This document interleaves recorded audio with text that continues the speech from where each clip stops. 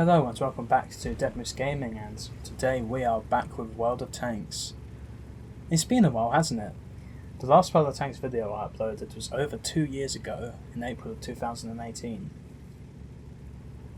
Now you might be wondering why I stopped making World of Tanks videos, and videos in general. And to be honest, I was getting a little bit bored of World of Tanks. Shocking, I know. How could you possibly get bored with a game as unbalanced and as broken as World of Tanks? But, well, it happened. It was just the constant updates of new overpowered tanks and just weird decisions by Wargaming just disillusioned me a little bit, and I really fell out of love with the game. But over the past 6 months or so I've started to get back into it, and unfortunately I've spent money on the game again. I know it. It's one of the few games that always suckers me back in. I don't know how it does it. It's just such a unique game. There isn't really anything that competes with it. Armoured Warfare is dead, and War Thunder is a different game altogether, really. So I suppose that's why. As you're seeing, I am playing the Chrysler K. I actually bought this quite recently on the black market auctions, which were a fiasco in and of themselves. And in this video I want to do two things. I want to review the Chrysler, and also talk about the way World of Tanks is these days and how it's changed. Now, as for the Chrysler, I think it's a very good tank, and I have a few replays here that are going to show its strengths and weaknesses. Now, all of these games were played in the same day, and they're not exceptional games, but they do show off the tank. As you can see here, one of the problems is already manifesting itself, and that's gun depression. On this encounter game in Miravanka, I've been trying to snipe out the enemies as they come to the cap, but the poor gun depression has really been making it difficult for me to do. I can have a quick look and see what the gun depression value is, if I can find it. It's 6 degrees, which doesn't sound bad, but since it's a back-mounted turret, you can't really point it down very far. The sides and rear gun depression are fine, but the front is an issue. Come down and kill the size 3. So I've been enjoying the tank, but have I been enjoying the game? That's another question. I spot the even 90 through proxy there. He gets obliterated by the T30 in me. And speaking of enjoying World of Tanks, you can see one of the issues of the game here. It's 8-0 and it's been just under 3 minutes. I've been finding this a lot with World of Tanks these days. It's just constant one-sided battles. Get hit by the Scorpion blind there though. Try and blind fire, but it doesn't connect. Yes, the constant one-sided battles. It doesn't make for a very engaging game when they're over in 5 minutes. And it's just a steamroll. Either you lose to a steamroll or win to a steamroll. And it doesn't always happen, it has to be said. There are close games, but it happens more than you would expect. Try and get a shot on the E75's turret there. It's a bit awkward with the gun depression, but I pull off. And I'm up to 1500 damage and nearly 2500 assistance damage as well. Thought that would pen, but unfortunately it did not. And there's the artillery, and that stun mechanic.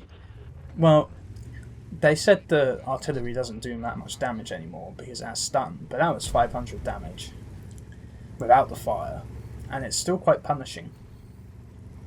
So that's one of the other issues. Artillery hasn't really changed that much. It hasn't changed enough, that's for sure. It's still a problem that just pervades the entire game. It's like a plague, really. It doesn't ruin it, but it certainly makes it less engaging when you're focused on not pushing because of artillery or just generally being more passive. And as I say that, I'm going around the rear of the T95. I know I can't really pen the T95 with any other sort of shot. And that's because of the penetration on this tank, and that's one of the other issues. It's only 198, I believe, so it's the same as the T32. The APCR penetration is nice, but I don't really want to spam premium all the time.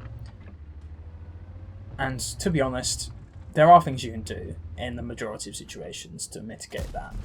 But if you're fighting Type 5 heavies and mouse tanks and whatnot, you're going to struggle a lot more. So this battle's nearly coming to an end. It was quite a quick one and quite enjoyable. 15-3 as you can see. So with that being said, I'd like to move on to the second game and present some of the other interesting qualities of the tank. Okay, in this second battle we are on Lakeville and we are actually top tier this time, which in tier 8 can be a bit of a rarity. Of course, as a heavy tank we're going to be going into the city, and it's going to give us a great opportunity to try and use our side armour to a great effect. You see, this tank, the Chrysler K, has about 100mm of side armour, which means you can do some fantastic side scraping with it, and we're going to be attempting that here. Now, as I continue to list the issues with welder tanks, one that is pretty obvious to everyone is balancing. Recently we've had tanks such as the Object 268 version 4 which have just been abysmal, and I don't understand how they got past the playtesting. If I have to guess, it's that because the playtesters were Russian and it was a Soviet tank, maybe they were a bit more lenient, but that's probably a bit too cynical. It was probably just an error, and that's fine. But as we all know from tanks such as the T110E5, wargaming takes a long time to respond to errors, if indeed they do. And that's sort of the state the Chrysler K was in when it was released. I remember the controversy around Sir Foch when he made his video about the tank. Wargaming did not like that one bit. And that's one of the other things. I was talking about disillusionment in the first section of the video, and that's what I mean. Sometimes you have to question whether a company truly cares about the ecosystem of their game, or is focused on making profit. Which is fine, you can make profit, in fact you should make profit, but I suppose the question is, at what point does profit become more important than the sustainability of your game? But I'm a bit of a hypocrite, as I'm the one that buys the premium tanks, so I don't know what to tell you guys, sorry. Bit of an unreliable narrator, I suppose, in that regard. As you can see, I've been using my side armour. I did over-angle against the E75 TS, and that is an issue with this tank. You've got to make sure you don't over-angle. It's quite a specific, narrow margin of error, and if you go over that, you can easily get penetrated, because after all, it is only 100mm of armour, and that's nothing, especially these days. Managed to get our first shot of the game into the IS, and the E75 gets a bit too aggressive, and I managed to track him there. And that's when I start getting shot from the lake road, I suppose you could call it, from the T71. And he's going to be a bit of a nuisance. Now, I was saying at the start of this video that these replays were all done in the same day. And I think that makes it a little bit more interesting when you consider the results that I kept getting. I didn't get any exceptional games. I assure you, if I did have any exceptional games, you would be seeing them.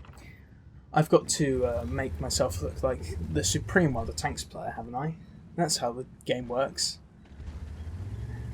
That's actually quite a convenient segue into my issues with the game from a enjoyment level. Back all those years ago when I was still playing the game regularly, I had a great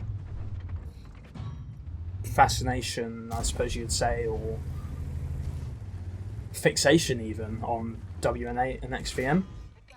And it got to the point where I wasn't playing necessarily to have fun, I was playing to improve my statistics. And let me tell you folks, that is not a good mindset to be in. If you want to enjoy a game, you should focus on having fun first and improving second. Of course, improving is an enjoyable and rewarding experience in and of itself, but having it as your primary goal instead of your end goal can be a bit... it's not great for your enjoyment of the game. So I was so fixated on getting better, if I had a bad game, I'd just be really angry, and I'd want to stop playing in order to conserve my statistics. Or if I wanted to get gun marks on a particular tank, I would keep playing it over and over again to the point where I would wear myself out. And that wasn't good. I've started to try and get away from this. You can tell I don't use XVM anymore. I'm not quite sure if it even works these days with the anonymizer for your names, but I'm sure they found a way around it. And I haven't got a problem with people that do use XVM. If you want to focus on that, that's your prerogative and go ahead. But for me, it wasn't making me have a very good time. Having said that, you saw that battle in the city there against the E75. It's a pretty decent tank, the E75. It's got more alpha damage than me, but I am able to side scrape very effectively and bait his shots. Although I did fluff a few shots. My aim is atrocious, and I'm just completely out of practice, really. There's so many tanks now that I don't know how to fight properly. I used to be I like to think of myself as quite a knowledgeable person when it comes to the game. I can tell you about armour profiles and damage of the gun, or whatever. But these past couple of years, they've actually added quite a few tanks, such as the Swedish mediums, and just extra Russian heavies, of course. You can't possibly miss out on extra Russian heavies, right? And there's the second game done. With that being said, folks, let's move on to the next one.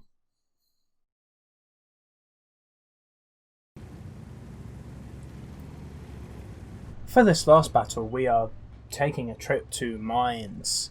This is quite an infamous map, to be honest. It was a little bit dodgy before the new graphics were introduced, and it's even more dodgy now, I would say. And it's also got tier 10s in this game, unlike the previous ones, so it's going to make for an interesting challenge. Now, speaking of the new graphics, that's something I haven't mentioned yet, and I have to give credit where credit's due. I think Wargaming have done a very good job with the new graphics system. It looks great, and it also runs great on my potato PC. You saw there I was trying to shoot at the Object 430 going into that little pit there, but I didn't quite get the shot off. That's a really powerful position if you can get there.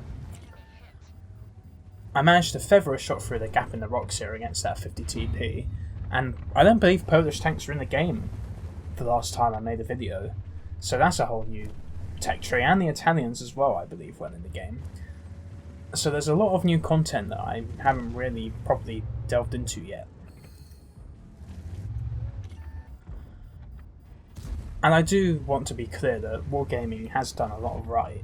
They've added some interesting mechanics and new content to the game. And I'm interested to see what they're going to do throughout this year, as it's the 10th anniversary. Hopefully they have some big plans. So you saw there that I bounced 2 shots in quick succession against the SU-101 and the Object 430U. And I was just being kind to Wargaming, and they had to go and remind me about the Object 430U existing. This is one of those broken tanks I was talking about. It's essentially got the mobility of a medium tank and the armour of a heavy. But that doesn't mean I can't punish it if it makes a bit of a mistake. I say mistake, that's a bit harsh, he just wasn't paying attention, but this was definitely a mistake. I tried to angle myself in time, but it didn't quite work, but let's just say he's going to get off a bit worse than I am in this situation. And that's a tier 10 taken out of the game entirely because he wanted to put a shot of damage into me. So I would call that a pretty good trade. Having said that, the 430 did do well, 430 damage to me. That's the little brother of the 430U, as I'm sure you would have guessed. So yes, with Wargaming, sometimes it does feel like they're taking 1 step forward and 2 steps back, but at least it's going in an interesting direction, I suppose. Now, I was speaking about how I have sunk money into the game since I last made a video, and that's in the Christmas deals. And I'm just going to interrupt myself there and talk about how ridiculous these K91 shots were. You saw the first shot just went into the ether, the second shot bounced. This third shot went into the ether, and now I'm thinking, oh, okay, I can get over that, I can track him in place here and he's going to be dead meat. Nope, apparently not. Not a tracking shot. I wish I understood how this game works sometimes. But I'd take some solace in the T30 kill. But yes, those Christmas loot boxes, they are a good deal, technically, but it's like diamond jewellery, right? Even if it's on offer, it's not worth the price. It is just a rock in the end of the day, and it's pretty common. There isn't anything special about it. So you could argue that while it is better value, it's still not good value, and I'd happily take that argument. But I do get enjoyment out of this game still, especially with the premium tanks they've introduced, such as the Progetto. It's a very fun vehicle. It might be overpowered, but you can't deny that it's fun. Speaking of fun, this game sort of was. I've bounced nearly 2,000 damage, and the game's nearly over. It's again one of those quick, one-sided matches, which again is not great, but it could be worse. Get my last shot of damage in there against the Polish heavy tank there. 60 TP, I believe it is. I can't really tell. My editing software screen is too small for me to see that. And that's going to wrap up this battle. So I know this video's been a bit rambling so far, but I am going to try and draw a conclusion out of this in some way or another. So let's go on to that. So yes, the conclusion. As for the tank, I think it's overall a very powerful vehicle. One thing I haven't mentioned yet is that it has a great power to weight ratio. I think it's about 20, which allows it to get to positions way earlier than you'd expect a heavy tank to. Although it has to be said, its top speed is rather limiting. I think it's about 35 or something like that, which you get to very quickly. The gun is also decent. It's got decent DPM. But the penetration is definitely subpar on the standard rounds, so you have to watch out for that. And the armour profile is very good against low tiers, even unangled. But against higher tiers, they're going to be able to just go through your lower plate if you don't hide it properly, and side scraping is very, very important.